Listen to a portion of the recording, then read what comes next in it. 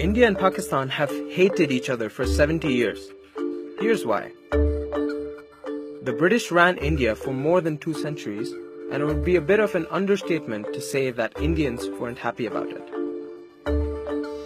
All the country's rage was directed at the British. To put a stop to that, India's colonizers had an idea: divide and rule. What does that mean? Pit Muslims against Hindus, against Sikhs, against Christians. To put minorities in positions of power over majorities. The idea was, if they're fighting each other, they're not fighting us. Ingenious, right? This isn't to say that Indians didn't fight over religion before the British came, but it was the first time that this was a result of policy. Religion became more important than language and ethnicity, and mistrust between religious communities became the norm. It trickled up to Indian politicians like the Muslim League's Muhammad Ali Jinnah, who talked about having a separate Muslim state if the British were to ever leave. Then World War I began. The British promised to leave India if Indians fought for them. They fought, but independence didn't happen. 2 decades later, it was World War II. Again, there was a promise of independence in return for troops. This time, leaders like Mahatma Gandhi and Jawaharlal Nehru, who would later be India's first Prime Minister, said no.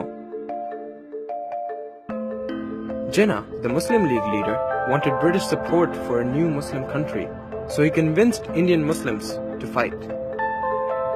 If you wondered what Indians were doing at Dunkirk, now you know.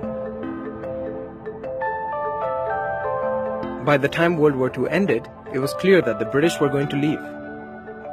Many Muslims began to fear living under a Hindu majority in a democratic India, and many Hindus were angry that Muslims wanted to break up the country.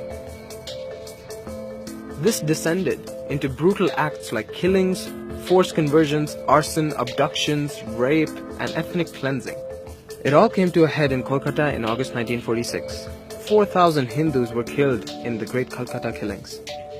This scared the British, and they promised to leave India in 1948. But their exit from India was not going to be clean or peaceful.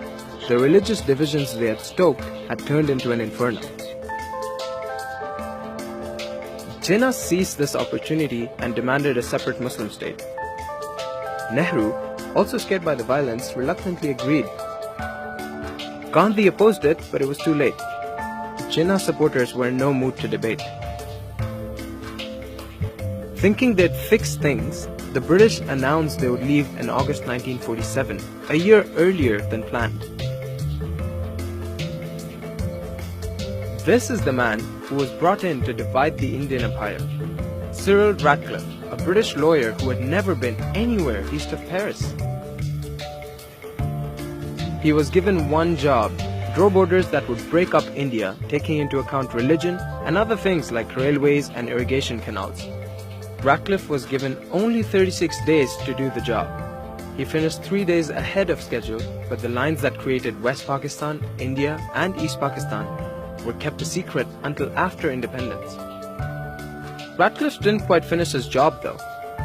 He didn't draw a line for Kashmir. What could possibly go wrong, right? On August 14, Pakistan gained independence. India gained independence the next day. Partition had become a reality.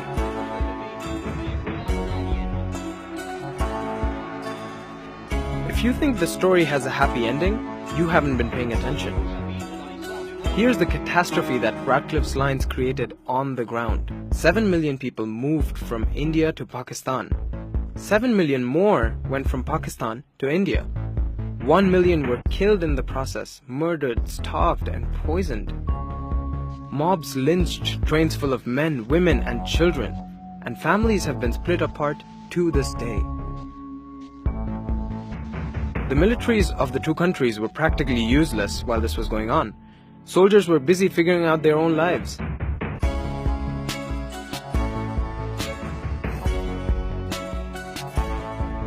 The dust from August 1947 has yet to settle. Since then, India and Pakistan have fought 3 wars over Kashmir and 1 over East Pakistan, which eventually became Bangladesh. Both countries still fight over disputed borders and water, and both are nuclear powers. Even cricket matches between them are politically charged.